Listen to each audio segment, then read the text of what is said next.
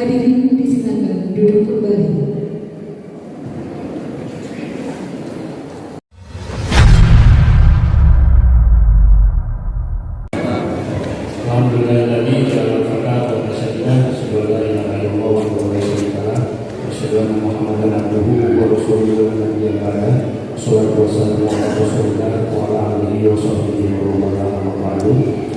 Yang kami hormati unsur pemerintahan dari provinsi dan pemerintahan Kabupaten Tasikmalaya, ada SDM provinsi, Pak Pepen yang telah hadir, dari pemerintahan Kabupaten Tasikmalaya, dari dinas koperasi, kemudian dari dinas lingkungan hidup, dari dinas perizinan juga dari DPSP, dan seluruh pemateri kami undang. Kemudian dari Polres Kota Tasikmalaya, sahabat saya Pak Ande, seluruh pengateri yang hadir, unsur Muspika, Pak Camat Kecamatan Cineam dan Karangaya yang kami hormati, para kepala desa, Pak Kapolsek Cineam Karangaya, Bapak dan kami yang baru baru bisa ketemu di lokasi, para kepala desa, wabil khusus tuan rumah penyelenggara,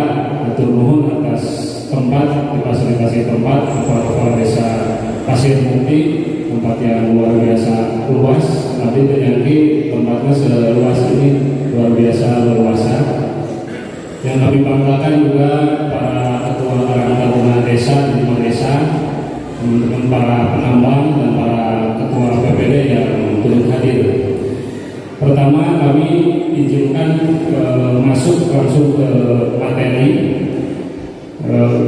mengulas tentang profil Asosiasi Penambang Rakyat Indonesia atau APRI. Asosiasi Penambang Rakyat Indonesia adalah rumah besar bagi para penambang rakyat di seluruh Indonesia. Ini organisasi ini berdiri pada 2014 ya, 24 Agustus 2014 di Yogyakarta, dan konsep APRI ini sesuai visi APRI adalah menciptakan atau mewujudkan penambang rakyat yang bertanggung jawab, yakni yang legal, kemudian berkelanjutan, kemudian bertanggung jawab secara lingkungan, kemudian dapat meningkatkan kesejahteraan masyarakat, lebih khusus masyarakat para penambang. Ya. APRI ini sekarang sudah terbentuk di 34 provinsi di seluruh Indonesia dan 340 DPC di kabupaten kota, salah satunya di Kabupaten Tasikmalaya. Kita bergerak dari mulai tahun 2018 2019 sama. Dan APRI ini memiliki kelompok-kelompok tambang atau RMC. RMC ini adalah Responsible Mining Community, kelompok-kelompok tambang yang langsung dibentuk di lokasi-lokasi tambang berbasis komunitas. Tentu RMC ini adalah kelompok tambang juga yang selaras dengan visi APRI, yaitu mewujudkan penambang yang bertanggung jawab, legal, aman, ramah lingkungan, berkelanjutan, seperti itu. Ini adalah langsung DPC ini langsung membina kelompok-kelompok tambang di lokasi-lokasi penambang, khususnya di Tasikmalaya ini tambang emas yang ada di wilayah Kecamatan Cineam dan Karangjaya. Hari ini di tingkat nasional kita data 2020 anggota penambang rakyat seluruh Indonesia itu tercatat sekitar 3,6 juta para penambang di seluruh Indonesia.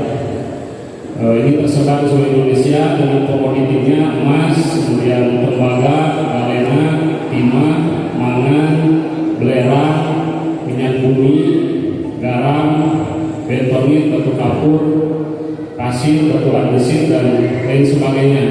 Ini para penambang ini tersebar di 34 provinsi. Ini penyebaran para penambang di level nasional, termasuk diantaranya di Jawa Barat, yang khusus di emas itu di Kabupaten Tasikmalaya, kemudian Bogor dan Sukabumi. Kemudian fakta hari ini bahwa penambang rakyat di Indonesia itu semuanya 99% itu masih belum berizin atau masih ilegal. Ini fakta di seluruh Indonesia masih belum berizin. Dan hari ini alhamdulillah di level nasional atas regulasi yang kami dorong di seluruh Indonesia oleh APRI, kita seringkali beraudiensi di DPR RI untuk mendorong regulasi peraturan perundang-undangan yang lebih pro kepada tambang rakyat. Hari ini telah terbit Undang-Undang Nomor 3 Tahun 2020 dan pergerakan ini disambut baik oleh APRI, dan hari ini alhamdulillah di tingkat nasional hari ini sudah ada penetapan SK WPR atau wilayah pertambangan rakyat itu di 12 provinsi lah. 12 provinsi penetapan WPR, di antaranya Jawa Barat. Itu di Provinsi Riau, kemudian Kepulauan Riau, kemudian Provinsi Jawa Barat, Daerah Istimewa Yogyakarta, Nusa Tenggara Barat, Kalimantan Barat, Sulawesi Utara, Sulawesi Tengah, Gorontalo, Maluku Utara, dan Papua. Ini provinsi-provinsi yang mendapatkan penetapan SK dari Kementerian SDM, termasuk di antara Jawa Barat itu mencakup 3 kabupaten, yaitu Tasikmalaya, kemudian Bogor, dan Sukabumi. Tambang rakyat ini kalau yang fokus di emas itu sekitar, data di APRI itu sekitar 1,2 juta para penambang di emas. Ini salah satu perbandingan antara tambang rakyat dengan tambang skala besar.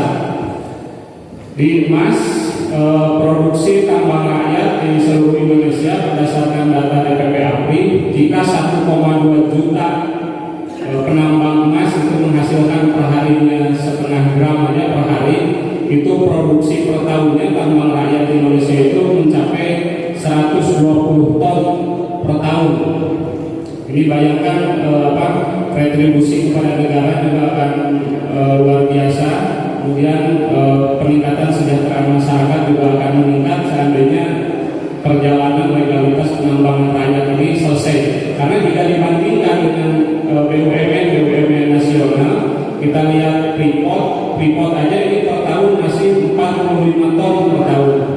Kemudian PT Newmont masih 25 ton per tahun, dan PT Anda masih 4 sampai 5 ton per tahun. Jadi alangkah kontribusi dari penambang rakyat di seluruh Indonesia yang ada mulai terorganisir di rumah besar Asosiasi Penambang Rakyat Indonesia ini mencapai 120 ton per tahun.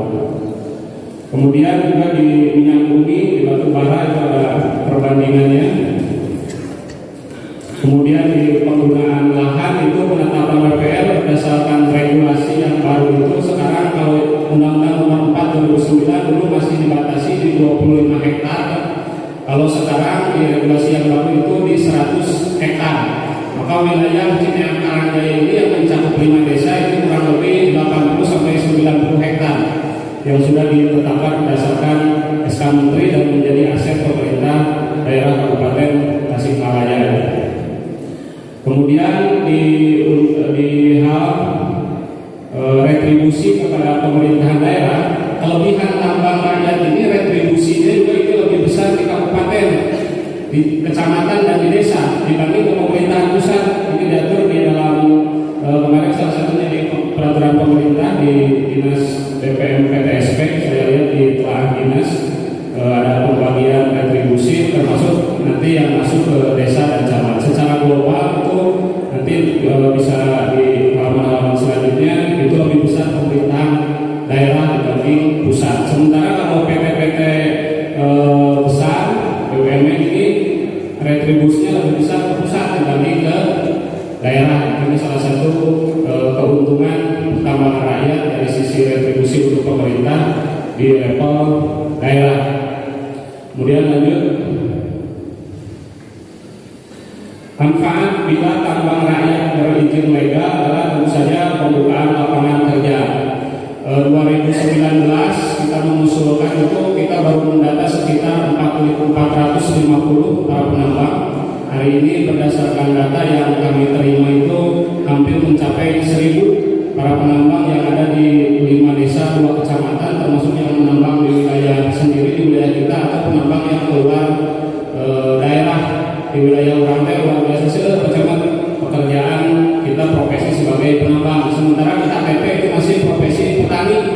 Jadi nanti setelah legal pasti ada profesi penambang gitu. Ini salah satu visi APRI itu harus bisa pemerintah bisa mengakui bahwa ada profesi penambang rakyat gitu. Itu salah satu visi kita di APRI, pemerintah harus bisa mengakui sampai ada profesi penambang rakyat pasca legal. Hari ini kenapa belum ada profesi itu? Karena memang dalam sejarah Indonesia belum ada legalitas kaitan dengan penambangan rakyat. Jadi regulasi ini nomor 3 2020 ini pertama Pak. Ini pertama, jadi kita termasuk kabupaten atau kecamatan-kecamatan pelopor di level nasional untuk tambang rakyat, dan regulasi ini berlaku sepanjang potensinya masih ada dan terbukti gitu. Penambangan di kita seperti halnya di wilayah Cengal misalnya, itu penambangan umurnya sudah hampir 50 tahunan, potensinya nggak habis-habis sepanjang tebu geledagan di luar gitu kan Kang Haji. Tapi di Keleyeuh ini Keleyeuh ayat keras sampai hari ini, dan ini potensinya luar biasa besar. Kemudian peningkatan pendapatan asli daerah ini tadi ini bakal berafiliasi dengan kontribusi. Kemudian juga penanggulangan areal atau lahan yang sangat efisien. Memang kalau dibandingkan dengan usaha-usaha perkebunan, di misalnya di karet atau apa itu membutuhkan lahan ratusan hektar hanya menyerap berapa karyawan, sementara tambang rakyat dengan luas 100 hektar aja kita terbukti datanya sekarang sudah menunjukkan sampai 1.000, dan itu saya rasa tidak membebani pemerintah, tidak pernah minta program-program ke proposal ke pemerintah. Kalau penambang rakyat itu kelebihannya itu lebih mandiri ya, itu tambang rakyat. Kemudian lanjut, nah ini dampak kegiatan tambang rakyat dari 3,6 juta anggota penambang rakyat di seluruh jenis tambang.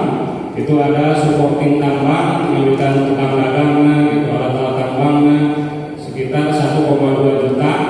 Kemudian keluarga tanggungan, artinya ini dampak dari tambang rakyat itu sangat besar bagi masyarakat di Indonesia. Ini dampaknya sampai 4,32 juta atas dasar yang dasar data yang dirilis oleh DPP ini, untuk tentunya untuk meningkatkan kesejahteraan masyarakat.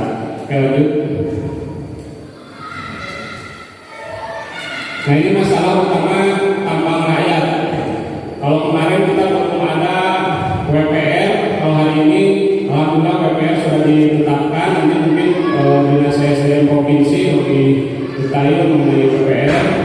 Kemudian kondisi ilegal hari ini memang pasca berjalan sebelum sampai ke IPR, kita memang masih dianggap ilegal ya kalau tambang rakyat karena belum adanya IPR. Tapi ini alhamdulillah sudah on track, dan sebentar lagi kita sampai di track yang benar, di finish sehingga penambangan kita menjadi legal. Dan lanjut.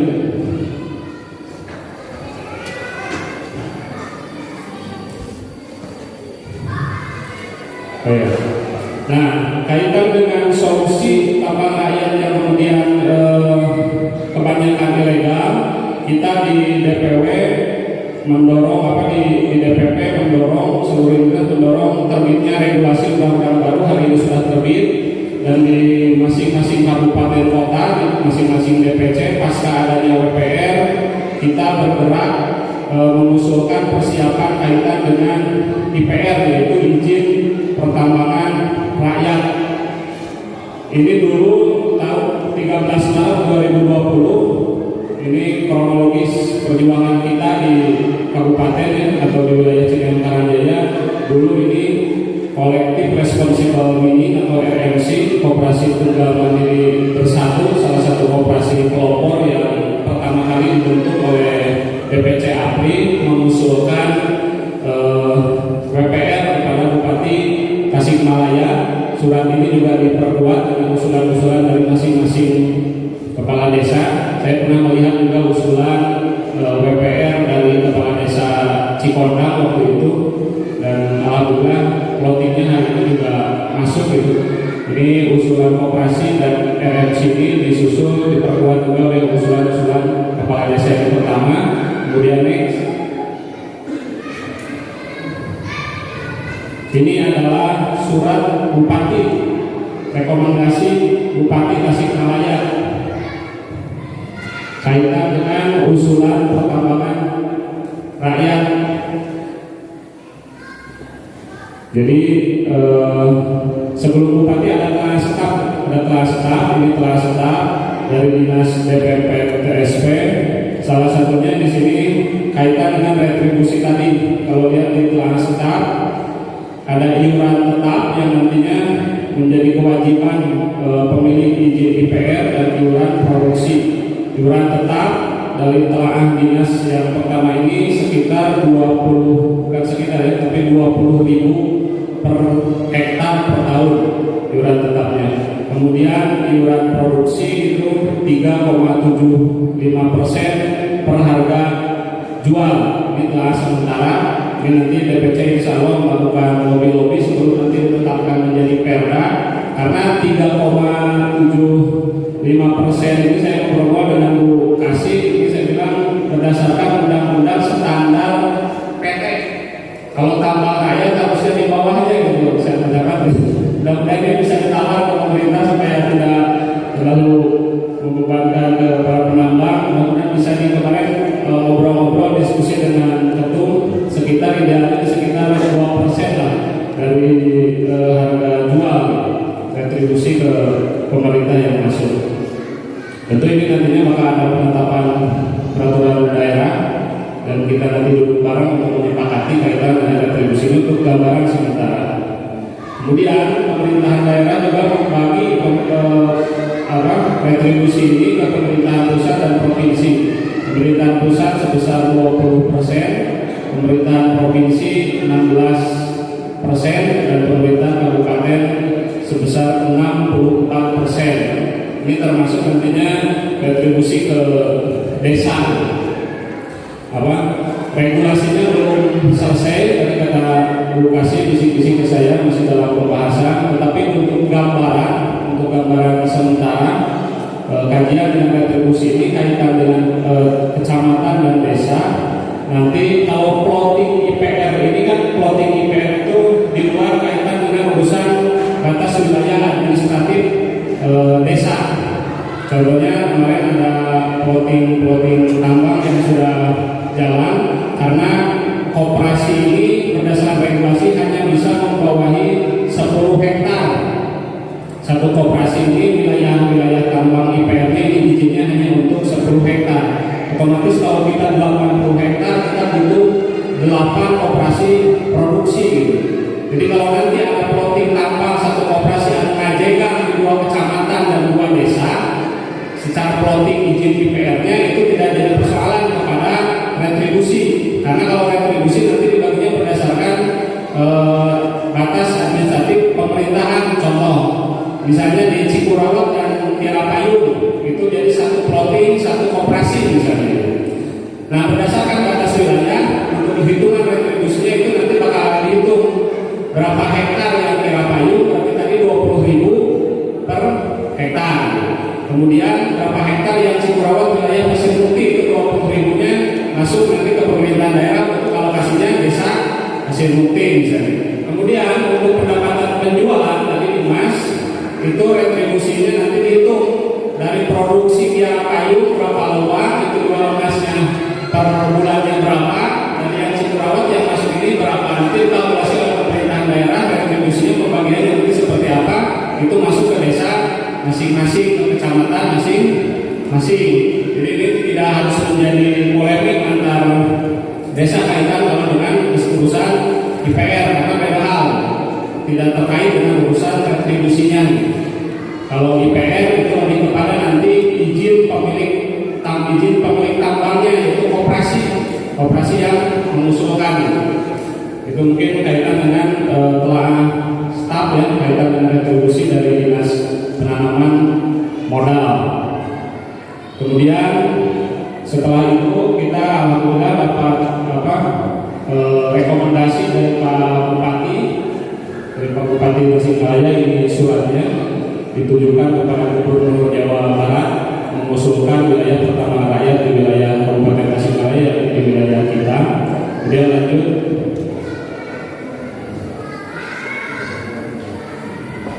Kemudian ini adalah rekomendasi dari Gubernur diusulkan kepada Kementerian ESDM. Ini tindak lanjut dari rekomendasi Bupati, kemudian ditindak lanjut juga oleh Gubernur. Waktu itu kita jaraknya agak jauh ini tanggalnya, karena waktu itu kita menunggu Bogor waktu itu agak terlambat, sementara Gubernur ini usulan ke ESDM-nya menjadi satu bundel. Tapi alhamdulillah ini yang masuk ke SDM. Kemudian lanjut.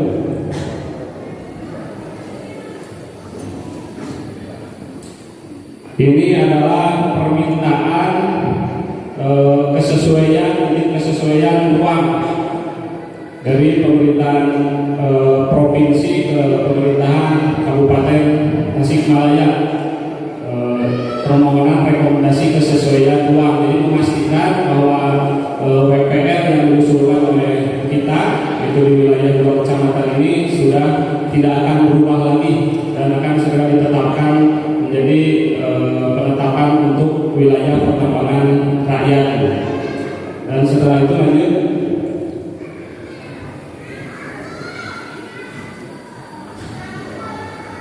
Ini adalah balasan dari Pak Bupati, surat balasan kaitan dengan izin kesesuaian ruang. Alhamdulillah ini direkomendasikan izin kesesuaian ruang ditetapkan di wilayah yang kita sesuai dengan usulan. Lanjut.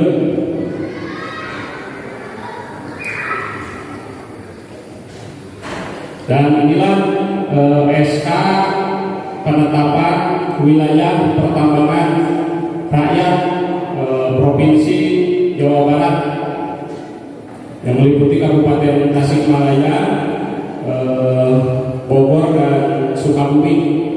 Ini terbit pada 21 April kalau tidak salah 2022 SK penetapan ini. Kemudian ini disusul dengan surat permintaan lanjut dokumen KLHS. Nah, ini surat permintaan dokumen KLHS dari kementerian, karena ini menjadi prasyarat yaitu dalam perundang-undangan bahwa setiap WPR itu harus si pengusul ini memiliki dokumen KLHS atau kajian lingkungan hidup strategis.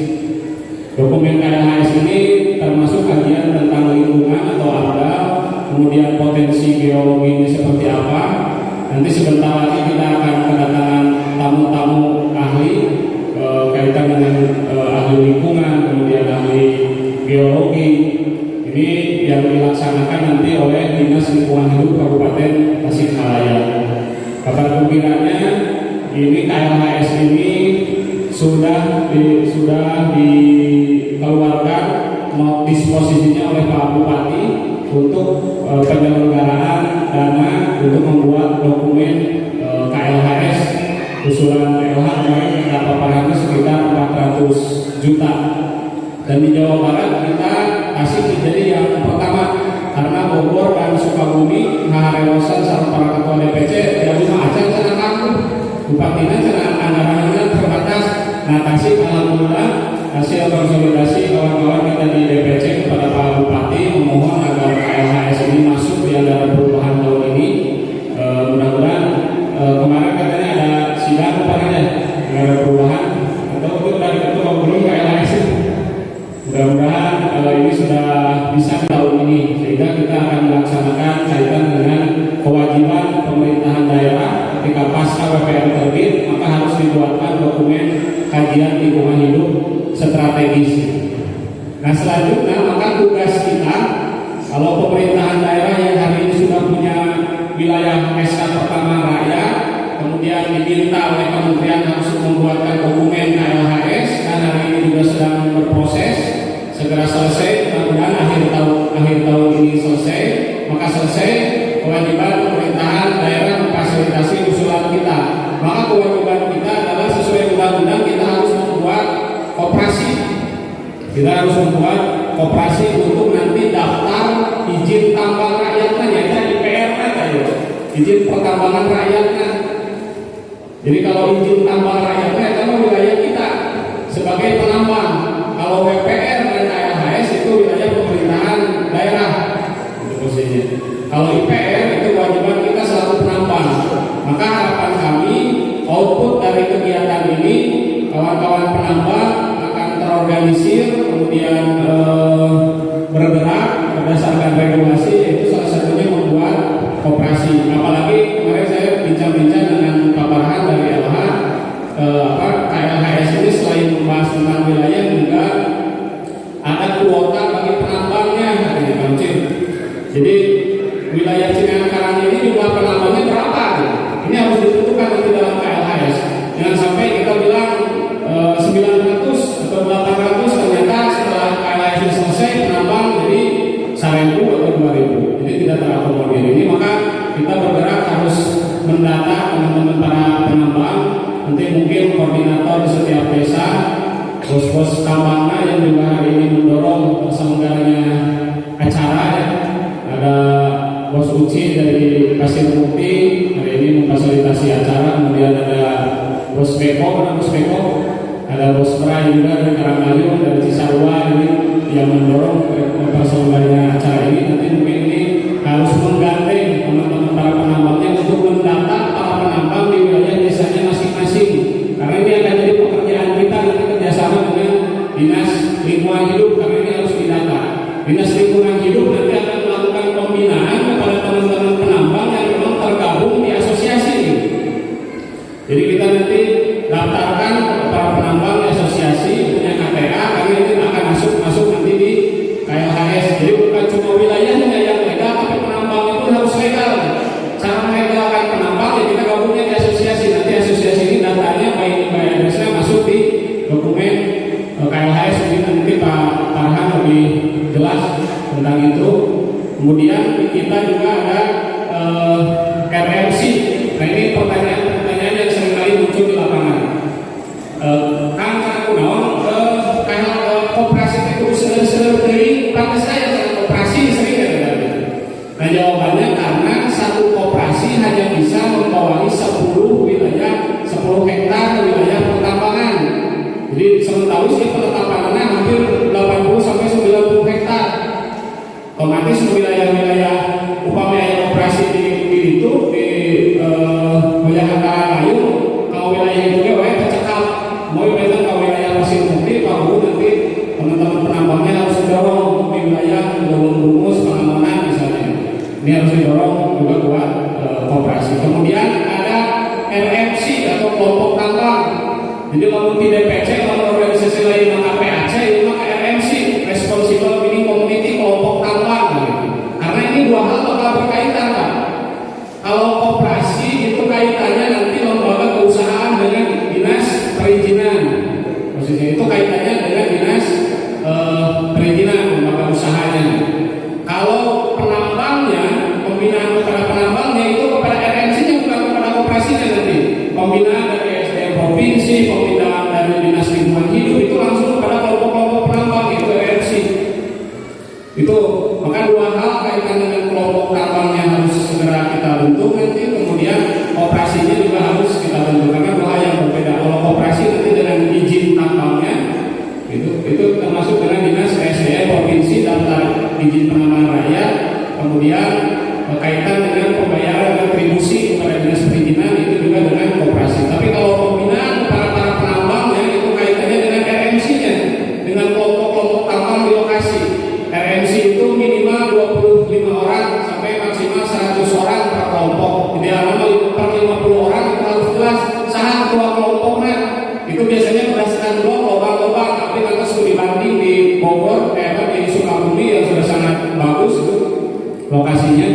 biasanya per 50 orang. Pada saat lomba-lomba mau berdekatan, saha bosnya saudara bos agak mungkinnya dia jadi kelompok RMC naon di dunia. Itu posisinya. Itu relevansinya bisa nanti dengan Karang Taruna gitu. Dengan apa bisa itu kelompok apa, Karang Taruna apa, kalau memang teman-temannya penambang itu di situ Karang Taruna misalnya. Itu kelompok-kelompok tambang karena nanti pembinaan dari Dinas Lingkungan Hidup, dari SDM kepada para penambang itu datangnya bukan ke koperasi tapi kepada kelompok-kelompok penambang.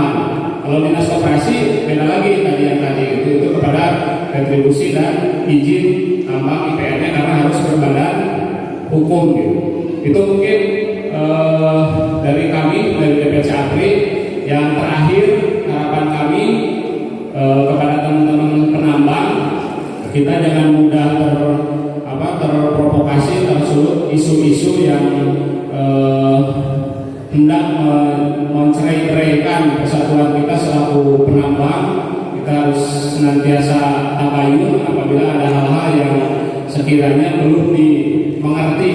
Ini kejadian soalnya gitu Pak Camat, harus diklarifikasi. Contoh kemarin di Panajang ada isu menyerobot batas wilayah itu hoax Pak. Itu aturannya juga di Permendagri gitu, yang mengatur juga aturan-aturan di Permendagri. Kemudian di BIG Badan Informasi Geospesial itu badan di level nasional, tidak ada yang bisa mengintervensi kaitan dengan batas wilayah, tidak ada yang bisa menyerobot batas wilayah. Itu hanya hoax, hanya isu propaganda untuk membenturkan putra daerah. Ketika putra daerah terbentuk, maka ada pihak lain yang mengambil keuntungan. Itu yakin hoax, itu yakin bohongnya. Nah, dalam pengembangan rakyat tadi membaca potensi ini ada loh. Bisi-bisi aja isu, wah ini mau memonopoli nih, wah ini mau membakar wilayah ini, bahkan tidak ada. Kita sama-sama terorganisir berdasarkan regulasi yang ada. Karena ketika kita terpecah belah, tercerai-berai, ada blok-blokan di saat ada blok-blokan, maka kita tidak bisa melanjutkan perjuangan menuju legalitas. Mudah-mudahan kita tetap satu tujuan dalam silaturahmi di teman-teman penambang. Itu harapan kami. Mungkin sementara pengantar dari kami seperti itu, nanti lebih jelas dari dinas-dinas terkait. Wallahul muwaffiq ila aqwamit thoriq. Wassalamualaikum warahmatullahi wabarakatuh. Demikian yang dijelaskan oleh Bapak Ibu.